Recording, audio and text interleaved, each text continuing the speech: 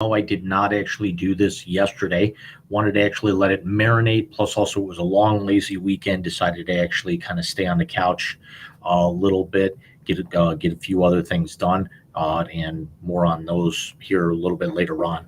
We're not going to go too long today, but this is the instant react for the Browns Week 5 matchup against the Los Angeles Chargers. And as you can see below, the Browns lose to the Chargers 30-28, dropping the Browns to 2-3 on the year. The Chargers go to 3-2.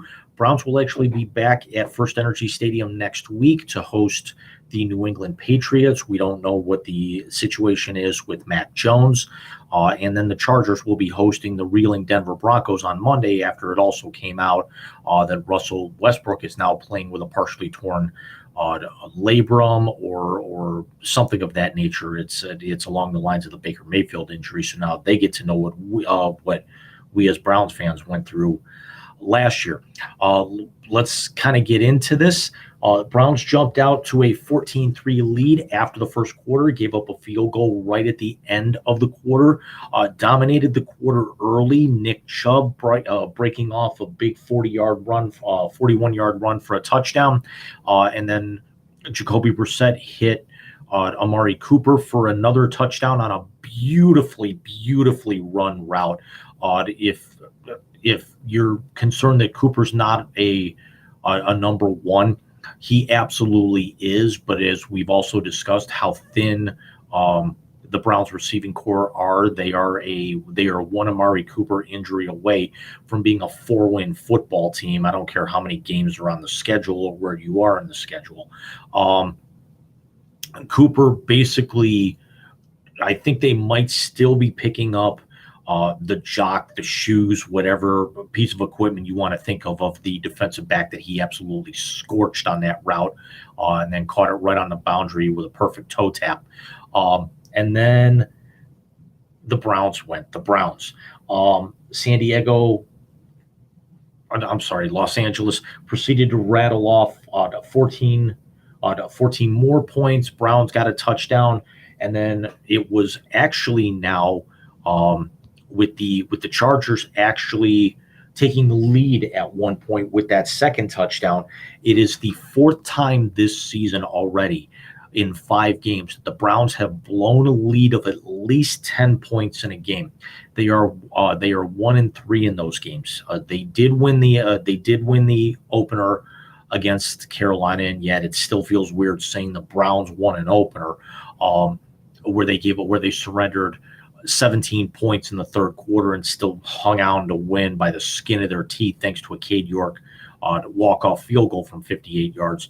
Then the epic collapse against the Jets, the choke job against Atlanta last week, and another choke job this week.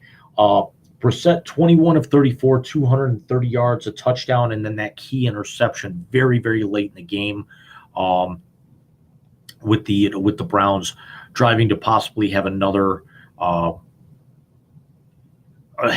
shot to where the Cade York miss at the horn essentially yesterday was not even an issue. Both teams ran the ball very well, but that's going to be absolutely no surprise here from what you can see. Nick Chubb, 17 carries, 134 yards, 2 touchdowns. The Browns rushed for 213 yards as a team. Kareem Hunt had 47. Brissett had 3 carries for 32 yards. The Chargers had Joshua Kelly go for 10 carries, 49 yards. Justin Herbert had 5 carries for 13 yards, including a key pickup of 12 on a third down. But the backbreaker for the Browns were 238 yards, and 173 of those coming by Austin Eckler, who hadn't compiled more than 150 yards through the Chargers' first 4 games, and 70-something of that, 71 of those was in the second quarter, where he got chased down by Greg Newsome at the 4-yard line, and the Chargers eventually scored a couple of plays later.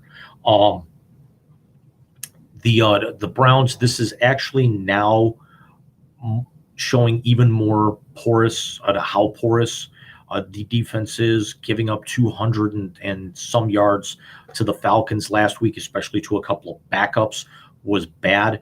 Giving up 238 yards to the Chargers, who were the absolute worst running team offensively in the National Football League, is something completely different.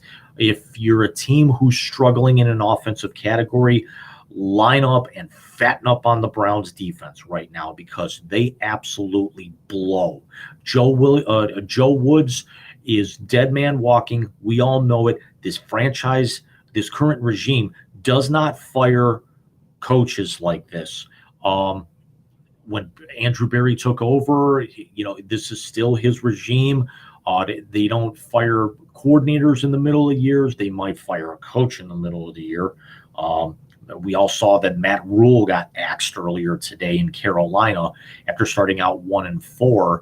And one of those losses happened to be against the Browns in the opener, in the game that they absolutely should have won and quite honestly got hosed out of. Let's be completely honest here. With those two botched calls on the Browns' final scoring drive that set up that York 58-yard field goal.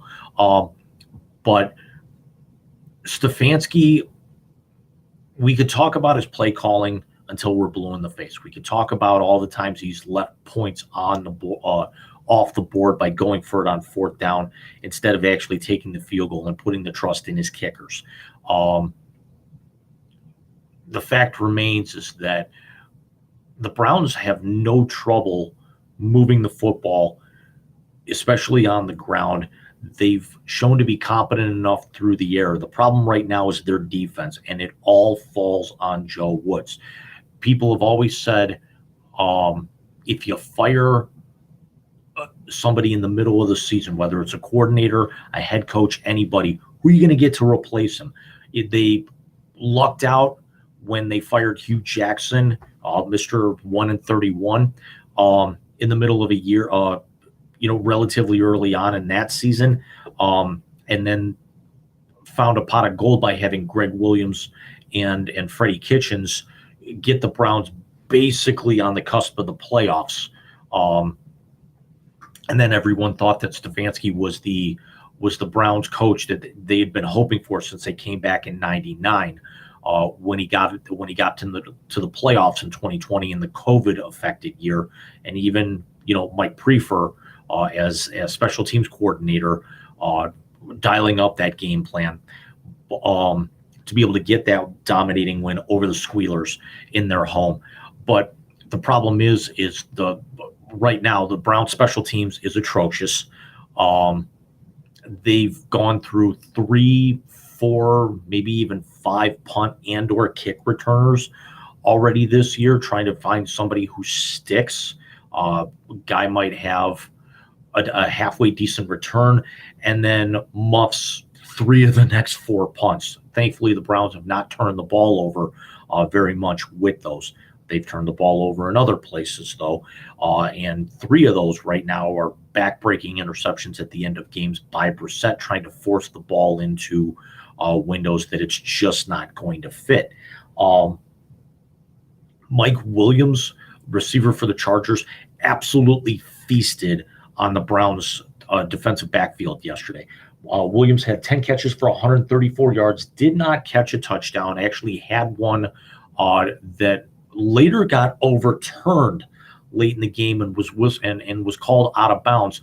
But replay showed that Williams actually got his toes down before his heel came out of bounds, and there was a little glimmer of space between the heel of his shoe and the boundary in the end zone. He feasted on Denzel Ward anytime he wanted to. And let's talk about Hospital Ward for a minute. Hospital left the game in the second quarter, or it might have been sometime in the third. It's all kind of a blur at this point, with a concussion. Now he's in protocol, and with everything going on right now, he's going to end up missing Sunday's game against the Patriots. And this is your $100 million quarterback who, again, cannot stay healthy. And we understand that injuries are a part of the game. But when it comes to Denzel Hospital Ward, if he's not getting torched by a team's number one, he, like Williams did with him just about every time that they were matched up yesterday, he's hurt. And if Denzel Ward, and I put this out on Twitter and Facebook, if Hospital Ward is going to miss 5 to 6 games a year, missing a half of this one, and then also missing a part of and then missing part of at least next week, and if not later, he's on pace for this again. So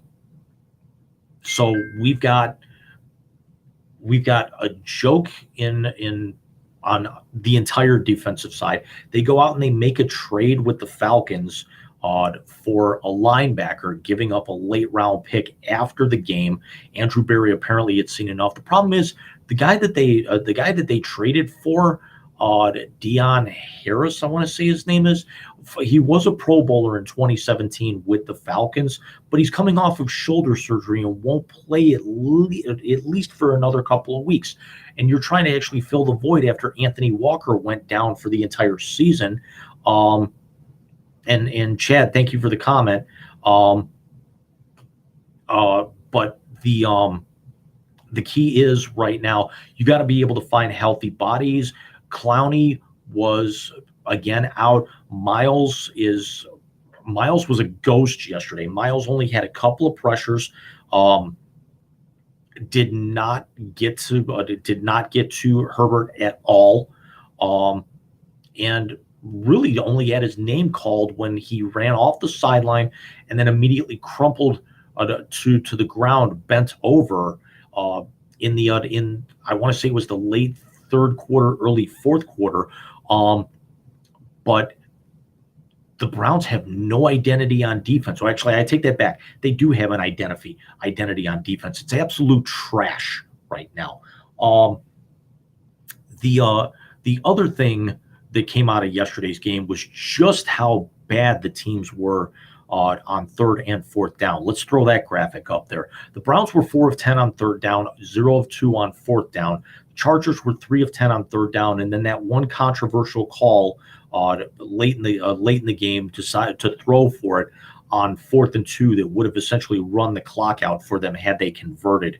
And then the Browns get the ball on the short field, don't pick up the necessary yards to make the kick a little bit closer, and then Cade York misses his second field goal of the day. First time in his career that he pushed 2 kicks in the same game. He did miss the extra point, but this is the first time he's missed 2 field goals in the same game, even going back to college. Browns field goal woes continue, and yet Greg Joseph hit a walk-off field goal for the Vikings last week in London. It seems every time a Browns kicker gets released here, they go somewhere else and end up start making key kicks. And Joseph now is part of a 4-1 Vikings team who might be the biggest pretenders, but still in all of football with their record. But 4-1 is still 4-1, and the Browns right now are a 58-yard Cade York field goal on a garbage drive again that the officials bailed them out for from being 1-4. Somebody said, somebody could say the Browns conceivably could be 5-0. Yeah, they also could be 1-4, and quite honestly, should be 1-4 with as bad as this defense plays late. And again, Stefanski going for it and not converting on fourth down. Do we have to initiate the $100,000 fine that I talked about in previous episodes, that if he goes for it on fourth down and misses, it needs to come out of his contract? The organization needs to fine him. The NFL's not going to. The Browns need to do something. Put the points on the board and take the smart and make the smart play. You've got the best sneaking quarterback in football right now with Brissett and all the fourth downs that they have, and it's that one key late in the game where they decide to try and get cute and shit the bed with it. Let's be 100% honest there. David Njoku did have another solid game, 6 catches for 88 yards. Sorry, I have the stats off to the side here. Was did catch all 6 of his targets. Cooper was targeted 12 times, had 7 catches for 76 yards and the touchdown. Donovan Peoples-Jones had another good game, targeted 7 times, 4 catches, 50 yards. Kareem Hunt did have 3 catches out of the backfield. Really outside of Mike Williams, the Chargers didn't have a whole lot. Joshua Kelly, 2 catches, 33 yards. Austin Eckler, 4 catches for 26. Josh Palmer, 3 for 24. DeAndre Carter, 2 for 9. Gerald Everett, 1 for 2. Herbert was 22 of 34 for 228 and a touchdown. He was sacked in the third quarter, had a rating of 93.8. Quarterback rating of only 40.6. Brissett was 21 of 34 for 230 yards, 1 touchdown, the key interception, and a quarterback rating of 80.8.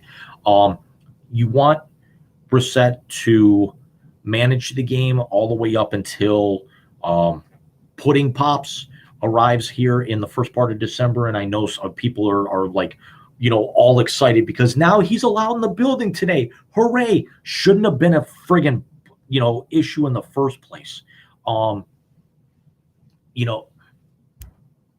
Wouldn't you actually think at this particular point that you'd almost want to maybe see what another free agent quarterback or somebody who without this level of baggage would have done? And regardless of your opinions on Watson, I personally think he's a scumbag. He's salt of the earth. He's a piece of shit. Wouldn't you almost rather have somebody maybe like, had you gone out and traded for like a Kirk Cousins or a Jimmy Garoppolo and maybe had a couple of first-round picks to where you could have easily either improved the receiving core or improved the defense? Wouldn't a guy like maybe a Tack McKinley have been a good idea to stick around for another year, especially as well as he played before he got injured and now playing with the Rams, even though their defense right now is a bit of a mess. But we're going to get out of here. My lunch break is almost up. But let me know what you guys think. Comment down below, and I will see you guys next Sunday after the Browns-Patriots. And, boy, that's going to be the prison inmate game of the week. The Browns, who, again, I've stated time and time again already that I will not support as long as Deshaun Watson is a member of this franchise, going up against the New England Belichick's. And I love that now finally, Brady's not there and they're getting everything that's coming to them. And it's New England is going to have to start thinking before too long about a full-on rebuild mode. Off topic for a moment, kudos to my Bills Mafia for absolutely destroying the Steelers yesterday, and how great would Josh Allen have looked in a Browns uniform. I understand going with Baker Mayfield. I will admit I'm a Baker boy. I'm still going to back Baker for the way that they railroaded him out of town. Who's to say that Josh Allen would have been this good under this Browns regime? Who would have said that Baker would look like a fish out of water right now, even if he was up in Buffalo? But again, Buffalo, I think I've said it in a previous show, Buffalo will lose when they're ready to lose. They lost that game against Miami. It wasn't Miami went out and won it. But again, let me know what you guys think, and I will see you next week. Take care, everybody.